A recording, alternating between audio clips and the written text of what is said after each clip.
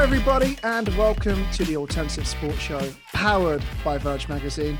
I'm Matthew Connell and we're so excited today that in this room on the good old Zoom we're joined by, some pretty important real-time presenters in here. First off, of course, Andre Dixon. You are a real presenter, my friend. How are you doing, good sir? I'm good. This is a class session where I'm willing to learn today because we've got a Hall of Fame, level presenter. I'm honored to be in the presence of.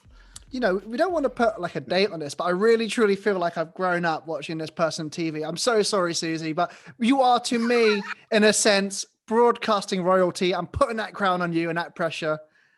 Thank you so much for joining us. Forever young, Suzi Perry. You've given with one hand and taken away with the other. No, it's lovely to join you and be here. Thank you for that build-up.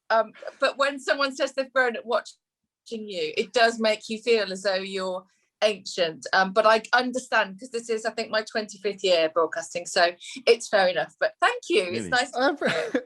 But it's 25 important years. I won't say what my age is because that might not make my scenario much better. And I don't want you to dislike me anymore as it goes on at this early stage. But I mean it with genuine respect as us little young guns trying to, climb our ladder and learn from this incredible industry. And of course, Suzi, you are a part of BT Sport. We see you across the Moto GP coverage and a lot of amazing stuff that BT Sport do. But BT Sport are launching the Innovate 21 campaign. And this sounds very exciting to us. It sounds exciting to a lot of creators out there. What is this campaign and how do we get people involved?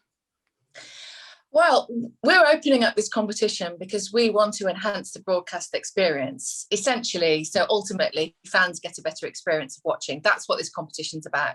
So we're looking to creatives and startups to come up with ideas that can enhance the broadcast. That's essentially what the competition is about. And we've had great success in the past with this. So if you go back a couple of years, the company that won were called Scenic, and they created something called Watch Together, which is absolutely brilliant. And it's a really simple idea. They're always the best, aren't they? So they started to work with BT, and on the app now, you can watch your sport via a split screen with your friends. So you can have, 3 different friends whilst chatting together, whilst watching sport. And it sounds like, well, that must have been done, but it hadn't, and it works really well. And especially with what's happened, obviously, in the last just over a year, it's been really great. And I think, BT Sport are very keen to always push forward and innovate in regards to technology. And when I joined them, they'd done the first 4K UHD broadcast, and they've broadcast now on 5G and 8K, and things roll on so quickly, don't they? But they are very good, I think, embracing technology themselves. And also within my sport, with Moto GP, they are also at the forefront of tech, which I really love, having presented the Gadget Show for a long time. I'm wondering whether you maybe watched that when you were growing up. 100%, you know it. So I'm excited always by new ideas and new technology. So with Dorna, for example, our rights holder, they develop their technology on site. So their onboard camera tech is the best in the world. And they have chase cameras now that can pick up another bike, and the gyroscopic effect is amazing. Its stability is incredible. So you're getting the cameras to do the work for you, and they're tiny and light now. It used to be quite bulky. When I first started in the paddock in 1997, they were sort of weighing like 1.5 kilos. Nobody wanted them on their bikes. Whereas now they're teeny tiny little affairs and absolutely brilliant. They provide such great quality coverage, and also it makes you feel like you're on the bike. So when Neil or Michael or any of our pundits are looking back at stuff and analysing it provides such a great tool. And going back to the competition, we're looking at these kinds of ideas that just bring the fans a little bit closer and just give you a different kind of experience. I think what's really exciting about this, if there isn't a greater kind of motivation to be a part of this, one, being a part of something that BT Sport do is one thing. Prize money is another thing. 12 months being connected with BT Group Mobile, no cost amazing. Lots of incentive. But of course, you know, this is a great opportunity that BT throws up to allow people to be creative, because it's, you know, there's the way the creative industry has grown. There are a lot of people out there, lots of ideas, and now this is the chance to put that, you know, put that work in and show what you've got. Suzi, what has been for you, especially maybe in this BT Sport journey, has there been anything that, like you mentioned the cameras, but is there anything you felt that has really shifted the way broadcasting has been at the moment? Maybe like the social experience for fans. Has it been something that's really, for you, impressed you or caught your eye, that's changed the game essentially? I think the closeness, I think what BT do, the way that they broadcast, the way that they also give away quite a lot of intellectual property free on YouTube, Twitter and Instagram and the like, is really good, because it brings in a bigger audience, and they understand how it's not just about, you know, getting subscriptions, and it is about creating this experience for a broader market and a younger market as well, which is obviously important. You know, certain sports, quite famously, the Formula One, for example, you know, was your dad's sport, an older sport, and it's incredible how you suddenly open that up to a new audience with esports, which obviously, you know, BT Sports show a lot of esport gaming and that kind of thing as well. So the platform, the landscape, if you like, of broadcasting has completely changed, certainly over the last decade, but I think even more over the last 12 months because of what's happened to everybody and the time we've spent at home. You know, companies have had to look at sponsoring sport in different ways and getting more eyes on their products. And now we're seeing, you know, even more innovative ideas coming in, which is always great for broadcasters. And the more creativity, the better. I don't know if I've really answered your question there, because I sort of flooded it with lots of different answers. I think it's the landscape of what we see in terms of the digital platforms being used that's really eye-opening and almost actually quite hard to keep up with as a broadcaster, because you're having to tick a lot more boxes than going back even 5 years. Suzi, I love some of that answer where you were talking about like the partnerships and the advertisers and things like that. I'm going to bring you in our next partnership meetings and just let you free at them. Literally, I can put my feet up on the table and know that I'm going to deal with that one. I'm telling you, I'm learning a lot with this one. But like, Suzi, tell us a little bit more about your co-panel, Robbie Savage and Brian O'Driscoll. You know, what will you guys collectively be looking for from this shortlist? It's quite difficult to say. I've been thinking about this, like what am I looking for? But I think we're just looking for something very new and something very engaging that makes the experience better, whether that is on site in terms of how we work together as broadcasters, or whether it's something that is much more fan orientated, that makes the experience of watching sport better. It's as simple as that, really. We're leaving it as an open page, and I think that can be better sometimes for people that are thinking of ideas. Ultimately, we're telling stories, and we're all sports fans, and we just can't get enough of the stories. So it's about making that story better. Let's talk Moto GP. So previously we chatted with your colleague of Moto GP, Michael Laverty. He's a great guy. You know, we had a lot of fun with him, and I also learned a lot. And you know, if you haven't seen the interview, please obviously look for it. We'll put a link below. But what's it been like working with BT on this sport, and how it involves fans getting closer to the sport? What's your view on that? Well, I've worked in this sport for 25 years, and I personally think that if you're a bike fan, this is the best time you've ever had. And I'm not just saying that because we're talking about BT Sport. There's never been a more comprehensive coverage of bikes as there is now. So we never miss a lap live from when they go out on track on a Friday to when they come in on a Sunday night. Everything is absolutely live. It's produced. You have features, you've got immediate coverage, and you've got experts that are, I think, the greatest in the world in Michael Laverty, who you mentioned there, who has this innate talent of taking something that's so difficult to understand technically, and he just makes you understand. And that's just not me saying that. That's also Neil Hodgson that says it, who's a world champion superbike rider. You know, so we've got this experience of Michael's technical know-how, and he's brilliant whether it's about a bike or about a human body. You know, we just call him the boffin, but I go to him, I'm like, do you know anything about this illness or whatever? And his brother's an osteopath. He just has this great encyclopedic knowledge and a great retention of information. We've got Neil Hodgson, who's ex-world superbike champion, who also is very opinionated and invariably will be right most of the time. And he's not scared to put his opinion forward, which I think makes for gold television. Great commentator in Gavin Emmett, who has a photographic memory. So if ever we need to know any date of any lap, any time, anything like that, Gavin's the man. You know, he has this great relationship as well with everybody in the paddock. And I think because we've all worked together for such a long period of time, over 20 years, we've all known each other. It's actually the best team that I've ever worked in. And the reason why I'm explaining all of that is because I think it comes through the TV. Everybody's very relaxed. Nobody's competing against each other. We are all bike fans in the room, and people that are watching it feel like they're part of our racing family, if that makes sense. And that's really what we want. We just want to be the people in the pub, you know, talking about the sport that maybe have a little bit of inside information. So it's a great sport. I mean, obviously, you know, I'm very passionate about motorbike racing and about motorsport, but I think that BT, in the way they cover it and the dedication they have to the sport, and, you know, obviously we haven't been on site for the last 16 months, but we're hoping to go back out on site very soon. You know, we're looking for that gold all the time when we're there, but essentially we are just telling that story. And I think they can get the free content on Facebook and roundups each night. And so, you know, there's loads of different ways of digesting the content that we provide.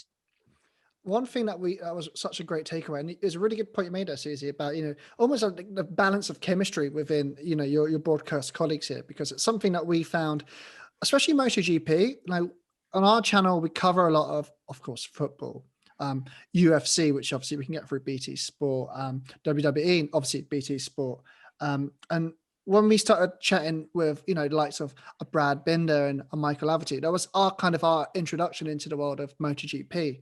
But I think one of the key takeaways was, of course, was chemistry. And I think BT's done that really well across all their sports, creating a perfect balance that makes us new, you know, ingesters and viewers of that sport feel so comfortable and don't feel like we're left out. But we have to talk about the wider season, Suzi, because of course, it's great that it almost feels like finally we've kind of kicked off the season in normal fashion. Last year we had so many winners, you know, across the sport. Of course, with Marc Marquez being out injured, it kind of threw everything up, you know, in the air. We saw a lot of surprising outcomes in a sense. And now we're here, 2021. We've had a season kicked off. Fabio Quartararo is just kind of staking an early claim to, you know, showing a bit of consistency.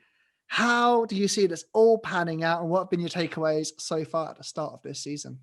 Well, I wish we were talking in 2 races time, because you kind of need those first few races. Yeah. I'll do my best for you.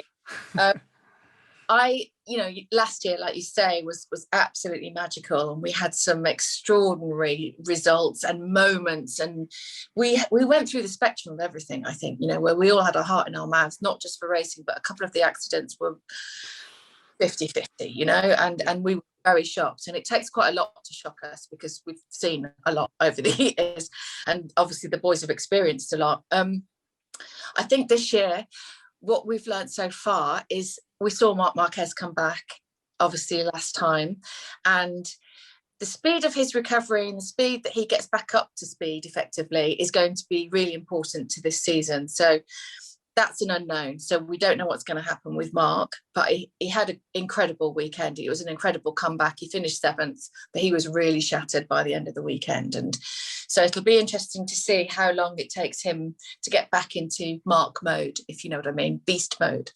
The Yamahas, the factory Yamahas, the new chassis obviously working pretty well. To have worked in Qatar, and we've had 3 factory Yamaha winners so far, but 2 different riders. But that obviously is quite nimble, because if you can work in in Qatar, which is a very different track to Portugal, essentially a roller coaster track. That bodes pretty well, I think, for Yamaha. So that's exciting. We've got a brand new Ducati team, and it's quite young. I think they'll be quite inconsistent this year. I think they'll get some good results. I expect that they will get some wins. But I'm hoping that we get another mixed season again, where it's quite close, because that's what everybody wants, really. I mean, it's all very well talking about speeds of 225 miles an hour, and this, which is just unbelievable. But you can't see that on track. But what you can see is the closeness. And, that's, I feel like that's what you always want in motorsport. You want to see the competitions throughout. And we're in a slightly unfortunate position this year in that we haven't got a Brit in the top flight, but we have got a couple of great Brits in Moto 2. And obviously Sam Lowes, we're hoping is a title contender this year, 100%. But back to Moto GP, we'll definitely have some interesting experiences this year. And I think, I don't think anyone's going to run away with it at all. I think it's pretty closely matched. As we sit under the learning tree of Suzi Perry, we want to get some tips, some knowledge, because we a little backstory about why me and Dre did this thing. At the start of previous to the madness of COVID, I met Dre at Silverstone Formula One. We were shooting content. Dre runs his magazine. I'm more of a producer director kind of sort of type. And we work within the sport industry. Obviously, lockdown happens. What do?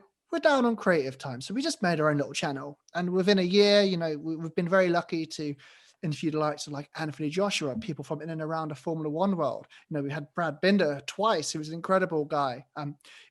People from the UFC world. So we're figuring this out as we go along, Suzi. What do you look for in, any kind of presenting talent, or what would you have told yourself, what you know now, to what you were doing at the beginning? We want the tips, Suzi, because it's a hard world. It's a competitive landscape as well. We love sport and we want to do well in this industry as we grow. So, Suzi, our guardian angel, please, how do we create longevity in this game?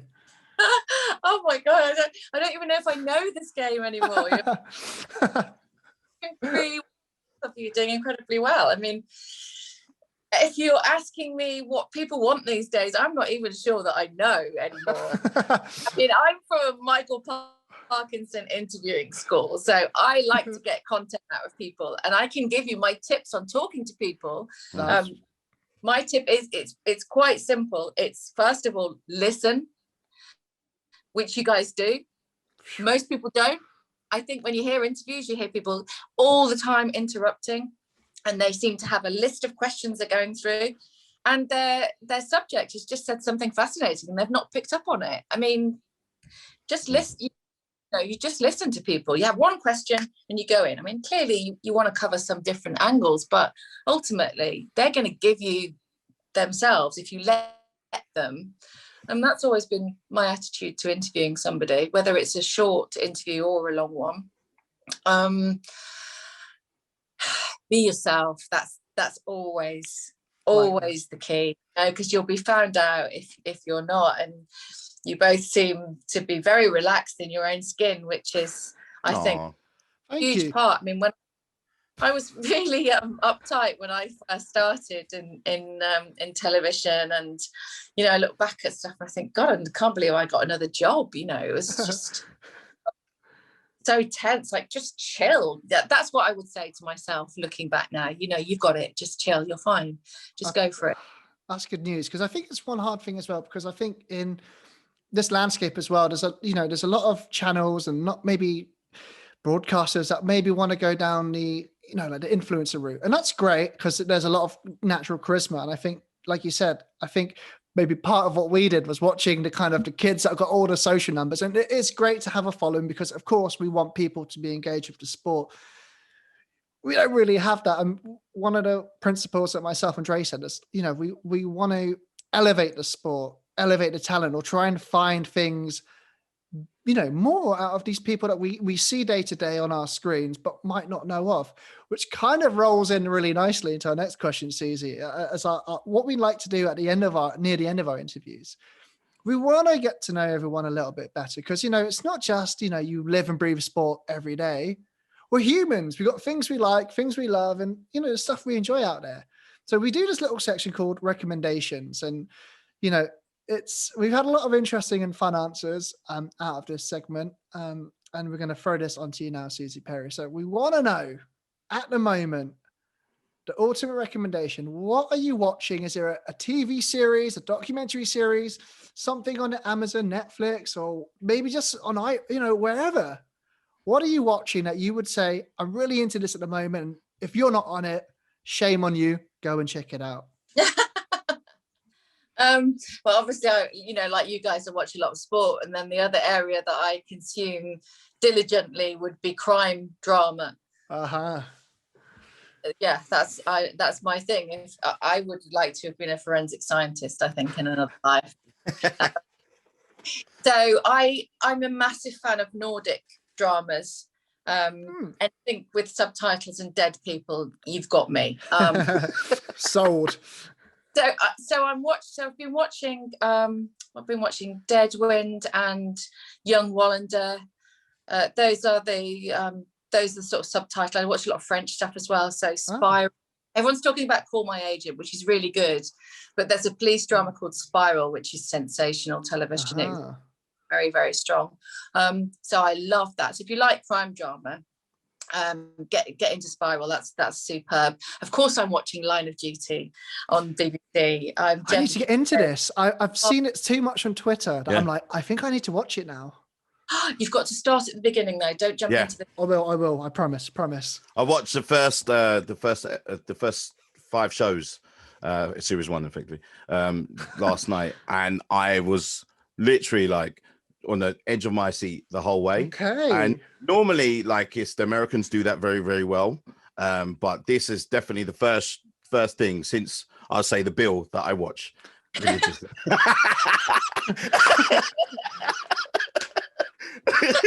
That's a high bar for them to, because of course that's filmed in Croydon, so I'm going to big up The Bill. That's a bit like comparing Midsummer Murders or something, I think. Beautiful. That's a beautiful contrast, Ray. Nicely done, sir. So Suzi, I'm gonna to recover from my low standards, I'm gonna try to find out, what I want to know, like what musician, artist, or even a podcast that you're all over that you're gonna recommend me to higher my standards in life. I don't got low standards. I what kind of music you like. You have to give me some sort of sense, otherwise I'll just be speaking gobbledygook to you, I think. You know what? I've literally been listening to a lot of Fleetwood Mac lately. You know? Everyone expects me to say. This is shocking me too, Dre. You are very cultured, my friend. I've seen them live at the O2. What a band! Wonderful. Honestly, I just can't listen to a lot of the new stuff now. Now I'm just because, like, literally, my daughter calls me old man on the lawn. Because I'm always moaning about the next generation, where I just don't understand what the hell they're talking about in their music at all. So therefore, I've gone back into the classics because I appreciate it more now. So I definitely like those types of things I listen to. Okay. So I hope I've gathered more of your a higher opinion of me now. Going through the roof as we speak. So when you saw Fleetwood Mac, did they have Lindsey Buckingham with them? Yes, they did at that time. Yeah. He's such an amazing guitarist. He's so underrated, I think. They're incredible when they've got with them. I mean, obviously they're phenomenal. Have you seen them? Have you seen them live ever?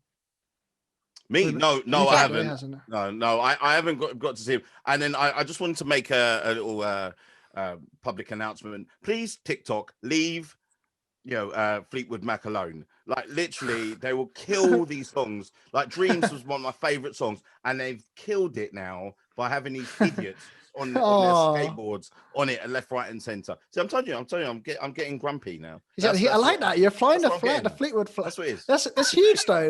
That's important. We got to preserve, the classics. Well, I mean, this is the thing. I think this is one thing. I'm 30 years old, and I feel there's nothing that compares to, like, way back when. I went to see, before things went mad, I got to see Paul McCartney up at the O2. Yep. Rodney Wood even joined him on stage. And I was like, oh my God, even Ringo Starr joined. I was like, you know what? I don't think people realize how good it was back in the day. Like, there are good, talented musicians out there, but goodness me, it was pretty darn good back then, no? I feel like this is an exhaling session here. There's always quality around. That's 100%. There's some great artists around. I love at the moment. I've been listening to a lot of Jessie Ware, and amazing. I think there's great female artists as well, which is really good. But if you're saying what's on a playlist that I listen to over and over, most of it will go back to the 70s probably, and a lot of West Coast America. So I'm but mixed up. I'm a massive fan of, right, stop me if you don't know who I'm talking about. Michael McDonald. Come on, we're not that, come on, we're not I'm not going to attempt to sing like him, but yeah. He's probably one of my all-time favorite artists, whether he was in the Doobie Brothers or whether he's single solo artist, and his production is really good as well. If he's singing, if he's backing anybody as well on vocals, you always know it's Michael McDonald. I really love him. I've seen him hundreds of times. John Mayer, to kind of bring it forward a bit, one of the greatest guitarists that I've ever seen. And I've seen Eric Clapton, and my godfather was in Whitesnake. He was a guitarist in Whitesnake. Oh, incredible. You just left that to last? There you go. So very eclectic mix of music for me. But yes, this morning I've been listening to some classic Stevie Winwood, and I love music, and there's not anywhere in this house, so I've had to go around and switch all the radios things off. My parents have got music in every room. That's what I've grown up with, music. So yeah, but when I was 3 years old, I was going to outdoor concerts with backstage passes stuck on my jeans, and it's what I grew up with. And I love music. It's something that can take you to a place that nothing else can do. It makes you smell the same smells. It makes you feel the same way you did when you were listening or you heard that track first. And of course, a lot of music today, well, all music today comes from the past. And I'm also a big fan of modern country music. And, a lot of my friends sort of smirk. I'm like, but don't you realize that most of the music that's around at the moment is actually based on country music anyway? So it's I love it. It gets you out of all sorts of situations as well, doesn't it? Music. It's a savior. I mean, it's almost like a god, I think. It is. There's something spiritual when it comes to music. I stand by in my list of top 10 songs, near the top 5. I always say Tear for Fears, Everybody Wants to Rule the World is up there. Blondie, Heart of Glass is an absolute banger, and No One Can Stop Me. And Aha, Take on Me. You know what actually was mad? I once filmed Rick Astley in Abbey Road. I'm doing an acoustic version of Never Gonna Give You Up. And I just thought, you know what? I'm doing a moment here. I thought there's nothing more incredible. I was like, one, Rick Astley is the nicest dude ever. And I think my friendship group will think of Rick Astley as a Rick Rolling meme and all this good stuff. There are some absolute bangers, but we've got to round up the music chat as we run off into the sunset. Suzi Perry, last question from us. Is there a social media account or a person that you follow on social media, or maybe just a random page that you really enjoy, go to, that, you maybe you're traveling, you're a bit bored, you take a look at the phone, something that always you check out, or something that makes you feel good? Anyone, a thing?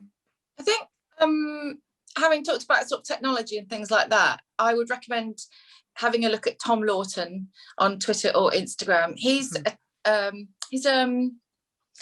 inventor, actually. He's a young inventor, and he's very cool. I don't know if he's ever made any money out of his inventions. That's not why he does it. He's incredibly creative. He uses recycled products, and he just makes beautiful items out of these recycled products. So a couple of years ago, he made something called the Uplift, which sits in the sun. It's solar powered, and it just turns quite slowly. And it's really beautiful. And it's made of old plastic, recycled plastic, and fisherman's nets that he's used. Wow. And it's fascinating. It's just, I love it. It's just a bit of calm in a crazy world. And Tom Lawton is his name. He's a really great guy, and I have a lot of time for him. And he's very passionate about bringing new things into the world whilst using up old stuff, really effectively. And I think that's tremendous. Well, that's a perfect way to bring us to a cap because, you know, it's to bring us to a cap because, you know, it's up, you know, upvoting, giving a shine on someone that's incredibly creative at Tom Lawton on Twitter, boys and girls, if you're watching this, give that a look. But Suzi Perry, you know, thank you so much for spending your time on this lovely sunny morning, afternoon. Who knows? I don't know what time it is anymore, but nevertheless, Innovate 21 from BT Sport. You got to check it out. It's going to be the best opportunity to hopefully make a massive impact in this game. But yeah, Suzi, just want to say thank you so much for, you know, hanging out with us and having a little chit chat. It's a pleasure. It launches 5th of May and it's open until the end of July. And I've got a quick question for you two, being new Moto GP fans, because we don't like to have assumed knowledge on the show. So is there anything you would like us to cover in a different way, or is there anything you think that we kind of gloss over that we could spend a bit more time on? Do you know what? I generally feel like it's something you touched on at the start of the interview, is the way that the content, there's nothing I would improve on. I would say there's something I would congratulate, and that is the way that content is distributed through social media and the choice of the clips, whether that's from the producers or the social media admins that run this. Because for me, I feel like we are, you know, whether we're in a lockdown, out of lockdown, whatever it is, it's so great that we can maybe look to our phones, go to the MotoGP accounts or even the YouTube channel and be able to get the information and know what the state, you know, what the state of play is, whether we've missed qualification and we want to get that information. And I think that has been something that we've obviously witnessed not only in MotoGP and of course a sport we love so much, Formula One, is being better at giving us the moments that really matter so we don't feel left out. So if it comes to the race day, I think they're already doing it. And I think the information we've been getting, I think the access to you know, talent, the riders has been great too. Because I think for us as fans or us as broadcasters or content creators, whatever we may be, that's been really important, and it makes us feel like a part of it too. So, you know, good question on the spot. That's my answer, Dre. Yeah. Maybe Dre's disgruntled. I don't know. Maybe there's something Dre's not so happy about. Well, now you mention it. No, there's I think to be honest with you, obviously we're new to the sport. So for me, learning on you know, through the show, I think you guys do a really good job of explaining things, and but not doing it in a way that is like dumbing it down. You know, obviously you have to have some type of interest in motorsports, full stop, if you're going to be watching Moto GP. But I think you really do a great job on, you know, talking about the actual, you know, the drivers, the history, if there's any rivalries, you know, the history of you know, someone who's been winning for so long, and also like, you know, introducing us to, you know, new people like Brad Binder, who, you know, now I'm like, you know, big fan of his now, supporting that we're rolling with that team. But yeah, like, I think that's yeah, they're doing a great job. Well done, BT. Yeah, well done. It's essentially a sporting soap opera, so we're glad that you have bought into it, and we hope that you'll become addicted. But it's been lovely to meet you both, and good luck with everything. Absolutely. Well, Suzi Perry, thank you so much for joining us on the Alternative Sports Show. Thank you, BT, as well, for getting us involved to be able to talk about the amazing things that are going on at the moment. And as ever, this is the Alternative Sports Show, powered by Vogue magazine, and we shall all see you next time. Goodbye.